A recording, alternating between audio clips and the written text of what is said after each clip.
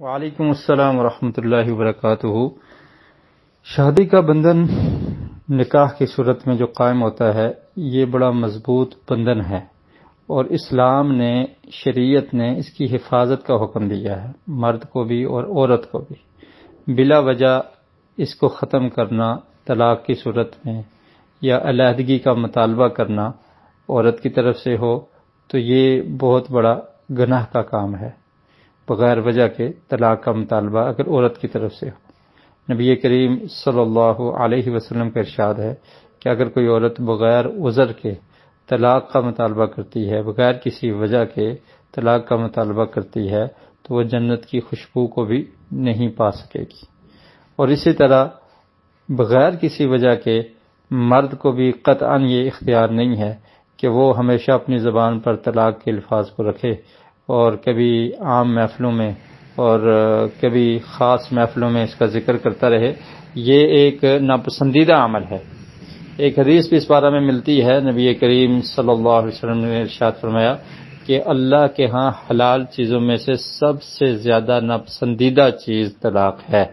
اس میں اگرچہ محدثین کا اختلاف ہے کہ یہ حدیث مرسل ہے یا متصل ہے، یعنی صحیح ہے یا ضعیف ہے، لیکن بہرحال اس کا معنی درست ہے، کیونکہ طلاق کو اسلام نے پسند نہیں کیا، اور یہ پسندیدہ کام نہیں ہے، بلکہ رشتے کو چلانا اور نکاح کو چلاتے رہنا اس کی تاکید ہے قرآن و سنت میں۔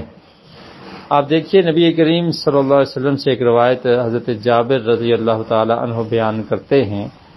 وہ کہتے ہیں کہ ابلیس اپنا تخت پانی پر لگا کر اپنے چیلوں کو بھیجتا ہے اور ان کی ڈیوٹی لگاتا ہے کہ تم جاؤ اور یہ جو لوگ ہیں، مسلمان ہیں، ان کے درمیان خرابی پیدا کرو۔ اور سب اس کے چیلے جاتے ہیں اور بڑا بڑا فتنہ ڈالنے کی کوشش کرتے ہیں، تو ان میں سے ایک آ کر یہ کہتا ہے کہ میں نے یہ کیا ہے، دوسرا کہتا ہے میں نے وہ کیا ہے، تو شیطان اسے کہتا ہے کہ تو نے کوئی کارنامہ سر انجام نہیں دیا۔ پھر ان میں سے ایک اور آ کر کہتا ہے کہ میں نے فلاں کا پیچھا اس وقت تک نہیں چھوڑا جب تک اس کے اور اس کی بیوی کے درمیان جدائی نہ ڈلوا دی۔ تو شیطان اسے اپنے قریب کر کے کہتا ہے کہ ہاں تو ہے کارنامہ سر انجام دینے والا، اور پھر وہ اسے گلے لگا لیتا ہے۔ تو شیطان ان کاموں سے خوش ہوتا ہے، میاں بیوی کے درمیان جدائی ڈالنا، اس سے شیطان خوش ہوتا ہے، اور شیطان کو خوش کرنے والا مسلمان، اس کا یہ مشغلہ نہیں ہوتا کہ وہ شیاطین کو خوش کرے، بلکہ وہ اپنے رب کو خوش کرنے کی جستجو میں لگا رہتا ہے۔ تو اس لیے یہ ایک ایسا عمل ہے میاں بیوی کے درمیان جدائی ڈالنا جو شیطانی عمل ہے۔ اور بسا اوقات جو لوگ جادو وغیرہ کرتے ہیں تو ان کا بھی یہ خیال ہوتا ہے کہ وہ میاں بیوی کے درمیان جدائی ڈالتے ہیں، تو یہ شیطان ان کاموں سے خوش ہوتا ہے۔ قرآن مجید میں سورہ بقرہ میں اللہ رب العالمین ارشاد فرمایا وَلَا تُمْسِكُوهُنَّ ضِرَارًا لِتَعْتَدُوا وَمَنْ يَفْعَلْ ذَلِكَ فَقَدْ ظَلَمَ نَفْسَهُ وَلَا تَتَّخِذُوا آيَاتِ اللَّهِ هُزُوًا۔ تو اس آیت میں اللہ رب العالمین نے جو خاوند ہیں ان کو یہ کہا ہے کہ تم بیویوں کو تکلیف پہنچانے کی غرض سے ظلم اور زیادتی کے لیے انہیں نہ روکو، یعنی ان پر ظلم و زیادتی نہیں کرنی۔ یہ شریعت ہسبینڈ کو یہ حکم دے رہی ہے کہ تم نے بیوی پر ظلم و زیادتی نہیں کرنی، اور پھر فرمایا کہ فقط ظلم نفسہ، جو شخص ایسا کرے گا تو اس نے اپنی جان پر ظلم کیا ہے۔ وَلَا تَتَّخِذُوا آيَاتِ اللَّهِ هُزُوًا، اور تم اللہ کے احکام کو ہنسی کھیل نہ بناؤ۔ یہ مذاق نہیں ہے، اللہ کے حکم کے ساتھ اور ایک کلمے کی بنیاد پر، اور نکاح کے بندھن میں ایک اجنبی مرد اور اجنبی عورت آپس میں ملتے ہیں، تو یہ اللہ کی آیات کا حکم ہے، اللہ کا حکم ہے۔ تو بیویوں کو تکلیف دینا، ان کو تکلیف پہنچاتے رہنا اور پھر ان پر ظلم و زیادتی کرنا، تو یہ اس طرح سے یہ اللہ تعالیٰ کی آیات کو مذاق بنانے کے مترادف ہے۔ اور پھر ایسے ہی اللہ تعالیٰ نے بیویوں کے حقوق کو بیان کیا ہے، زوجہ کے حق کو بیان کیا ہے۔ فرمایا وَلَهُنَّ مِثْلُ الَّذِي عَلَيْهِنَّ بِالْمَعْرُوفِ وَلِلرِّجَالِ عَلَيْهِنَّ دَرَجَةٌ۔ سورہ بقرہ کی آیت نمبر 228 ہے۔ فرمایا کہ عورتوں کے بھی مناسب طور پر مردوں پر حقوق ہے۔ یہ نہیں ہے کہ ہمیشہ بیوی نے ہی مرد کا خیال رکھنا ہے اور خامند کو کوئی ضرورت نہیں اس کا خیال رکھنے کی، بلکہ خامند کے ذمہ ہے کہ بیوی کے حقوق کا خیال رکھے۔ فرمایا کہ عورتوں کے بھی مناسب طور پر مردوں پر حقوق ہیں، جیسا کہ مردوں کے عورتوں پر ہیں۔ جیسے عورتوں کو اپنے خاوند کا خیال رکھنا ہے، ایسے ہی مرد کی یہ ذمہ داری ہے کہ وہ اپنی بیوی کے حقوق کا خیال رکھے۔ اور پھر اللہ رب العالمین نے سورہ نساء کی آیت نمبر 19 میں ارشاد فرمایا وَعَاشِرُوهُنَّ بِالْمَعْرُوفِ فَإِن كَرِهْتُمُوهُنَّ فَعَسَىٰ أَن تَكْرَهُوا شَيْئًا وَيَجْعَلَ اللَّهُ فِيهِ خَيْرًا كَثِيرًا۔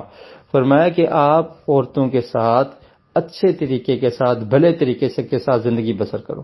تو بھلا طریقہ کیا ہے کہ ان کو تنگ نہیں کرنا، ان کی پسند کا خیال رکھنا ہے۔ جیسے مرد یہ چاہتا ہے کہ میری بیوی میرے ساتھ اچھا سلوک کرے، اچھی معاشرت اور اچھا برتاؤ کرے، زبان سے اچھا برتاؤ کرے اور خوش طبعی کرے، خوش رہے اور میرے لیے تیار ہو، بن سنور کر رہے، تو ایسے ہی خاوند کو بھی چاہیے کہ وہ اپنی بیوی کے ساتھ اچھے تعلقات، اچھی زبان، اس کی پسند کا خیال رکھے، اخلاق کے ساتھ پیش آئے۔ تو اس طرح خاوند کی بھی یہ ذمہ داری ہے۔ اللہ تعالی نے فرمایا وَعَاشِرُوهُنَّ بِالْمَعْرُوفِ، بھلے طریقے کے ساتھ ان کے ساتھ زندگی بسر کرو۔ اور پھر فرمایا کہ اگر تمہیں کچھ ناپسند آتی ہیں فَإِن كَرِهْتُمُوهُنَّ، کیونکہ انسان تو انسان ہے، اس سے غلطی ہو سکتی ہے، وہ مرد ہو یا عورت ہو۔ تو اب ایسا کوئی مرد نہیں ہے کہ جس میں کوئی خامی نہ ہو، اور ایسی کوئی عورت نہیں ہے کہ جس میں کوئی غلطی نہ ہو۔ اگر آپ اس تلاش میں رہیں گی کہ مجھے ایسا خاوند ملے کہ جس میں کوئی غلطی نہ ہو، تو دنیا میں نہیں مل سکتا۔ اگر مرد یہ چاہتا ہے کہ مجھے ایسی بیوی مل جائے، ایسی عورت مل جائے جس میں کوئی کمی نہ ہو، کوئی نقص نہ ہو، کوئی خامی نہ ہو، تو وہ بھی دنیا میں نہیں مل سکتی۔ تو جو کمیاں ہوتی ہیں ان پر چشم پوشی کی جاتی ہے، ان سے درگزر کیا جاتا ہے، ان کو معاف کر دیا جاتا ہے۔ اور پھر یہ نہ سمجھیں کہ یہ تعلقات ہمارے ختم ہو جائیں گے تو ہمیں کوئی حوریں مل جائیں گی۔ ممکن ہے جو دوسری عورت ملے اس میں اس سے زیادہ خرابیاں ہوں، یا عورت کے لیے نکاح کے بعد، نکاح کے تعلق کو توڑ دینے کے بعد، طلاق کے بعد بہت سارے مسائل پیدا ہو جاتے ہیں۔ بچوں کی تربیت نہیں ہو سکتی، بچے در بدر ہو جاتے ہیں، بچوں کی پرورش، ان کو ماں کی ممتا نہیں ملتی، باپ کی شفقت نہیں ملتی، اور پھر اس کے لیے اور مسائل، معاشرے میں بے شمار مسائل ہیں جو متعلقہ عورتوں کے لیے بن جاتے ہیں۔ بس اوقات بعد میں مناسب رشتہ بھی نہیں ملتا، اور مرد کے لیے بھی اس کے دین کے لیے نقصان ہوتا ہے، اور پھر اس کی صحت پر نقصان ہوتا ہے، اور پھر دنیاوی اعتبار سے بھی نقصان ہوتا ہے، اس کا ذہن پراگندہ ہو جاتا ہے، اور پھر وہ کسی اور راستے کا راہی بن سکتا ہے، ڈی ٹریک ہو جاتا ہے۔ تو طلاق کی صورت میں مرد کا بھی نقصان ہے، عورت کا بھی نقصان ہے، اور معاشرے کا نقصان ہے، بچوں کا نقصان ہے، رشتہ داروں کا نقصان ہے، قطع تعلقی ہو جاتی ہے، رشتہ داریاں ٹوٹ جاتی ہیں، اور بے شمار نقصانات ہیں۔ تو اگر ان تھوڑی سی پریشانیوں پر انسان صبر کر لے تو وہ بعد میں بہت ساری بھلائیاں آپ کو مل سکتی ہیں۔ اللہ نے قرآن میں فرمایا فَإِن كَرِهْتُمُوهُنَّ فَعَسَىٰ أَن تَكْرَهُوا شَيْئًا وَيَجْعَلَ اللَّهُ فِيهِ خَيْرًا كَثِيرًا، اگر وہ تمہیں ناپسند ہوں تو ہو سکتا ہے کہ کوئی چیز تمہیں ناگوار ہو مگر اللہ نے اس میں بہت بھلائی رکھی ہو۔ تو ابھی ناگوار ہے، بعد میں حالات سنور سکتے ہیں، حالات اچھے ہو سکتے ہیں، اور پھر بھلائیاں بھی مل سکتی ہیں۔ اور پھر اللہ تعالیٰ نے صلح کرنے کی طرف بھی کہا، فرمایا کہ وَإِنْ خِفْتُمْ شِقَاقَ بَيْنِهِمَا فَابْعَثُوا حَكَمًا مِّنْ أَهْلِهِ وَحَكَمًا مِّنْ أَهْلِهَا۔ بس اوقات یہ ہوتا ہے کہ رشتہ دار وہ غلط رول پلے کرتے ہیں کہ میاں بیوی کے درمیان لڑائی کروانے کی کوشش ہوتی ہے۔ اللہ تعالیٰ نے فرمایا کہ اگر تمہیں یہ خطرہ ہے کہ زوجین کے باہمی تعلقات بگڑ جانے کا خدشہ ہو تو ایک مرد کے خاندان سے اور ایک عورت کے خاندان سے ایک حاکم مقرر کر لو، اور وہ دونوں صلح چاہتے ہوں تو اللہ تعالیٰ ان میں موافقت پیدا کر دے گا۔ تو ایسے کیا جائے کہ رشتہ دار صلح کروانے کی کوشش کریں تاکہ یہ معاملات بگڑے نہ۔ اور پھر یہ بھی یاد رکھیے کہ تکالیف پر صبر کرنا چاہیے۔ کبھی اگر بیوی کی طرف سے مرد کو کوئی تکلیف پہنچتی ہے، صبر کر لے، درگزر کر لے، اس پر اس کو اجر ملے گا۔ اگر مرد کی طرف سے اس کی اہلیہ کو کوئی تکلیف پہنچ گئی ہے تو وہ بھی صبر کرے تو اس پر اللہ تعالیٰ اس کو اجر دیں گے۔ اللہ تعالیٰ نے قرآن مجید میں فرمایا انما یوفی الصابرون اجرهم بغیر حساب، کہ اللہ تعالیٰ جو صبر کرنے والے ہیں ان کو بغیر حساب کے اجر دیتا ہے۔ اور پھر سورہ تغابن میں اللہ تعالیٰ نے ارشاد فرمایا یا ایھا الذین آمنوا ان من ازواجکم واولادکم عدوا لکم فاحذروہم وان تعفوا وتصفحوا وتغفروا فان اللہ غفور رحیم، کہ اے ایمان والو تمہاری بیویاں اور تمہاری اولاد میں سے بعض تمہارے دشمن ہیں، یعنی دین کے معاملات میں بس اوقات تم ان کی وجہ سے دینی کام نہیں کر سکتے، تو اس لیے فرمایا کہ جو دین کے کام میں رکاوٹ بنے تو وہ تمہارے دشمن ہیں، لہذا ان سے ہوشیار رہو، اور اگر تم معاف کر دو اور درگزر کرو اور انہیں بخش دو تو اللہ تعالیٰ یقیناً بخشنے والا، رحم کرنے والا۔ اب دیکھیے کیا فرمایا کہ اگر تم معاف کر دو، درگزر کر دو، تو کچھ غلطیاں ہوتی ہیں جن سے درگزر کیا جاتا ہے، جن سے ہر غلطی کا اگر آپ بدلہ لینے بیٹھ جائیں گے تو پھر تو لڑائی ہوگی، تو درگزر کر دیا جاتا ہے۔ کوئی مسٹیک دیکھ لی، خاوند درگزر کر، کوئی بات نہیں ہے، اور بھی تو خوبیاں ہیں، اور خوبیوں کا ذکر کر لے، اور خوبیوں کو سوچ لے، اور اگر بیوی یہ دیکھتی ہے کہ میرے خاوند میں کوئی کمی ہے تو درگزر کر دے، معاف کر دے۔ تو جب وہ انسان معاف کرے گا، درگزر کرے گا، تو پھر اللہ تعالیٰ بھی معاف کرتا ہے۔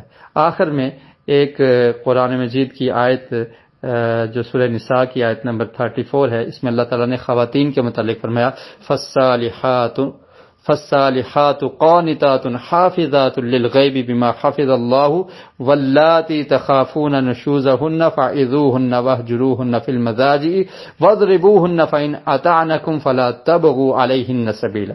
فرمایا کہ نیک عورتیں قانتات جو فرما بردار ہیں، اللہ کی بھی فرما بردار ہیں اور اپنے خامد کی بھی فرما بردار ہیں، حافظات للغیب حفاظت کرنے والی ہیں اپنی آبرو کی، اپنی عزت کی، اور اگر خامد باہر ہے تو اس کے مال کی، اس کی اولاد کی حفاظت کرنے والی ہیں جس کا اللہ نے ان کو حکم دیا ہے۔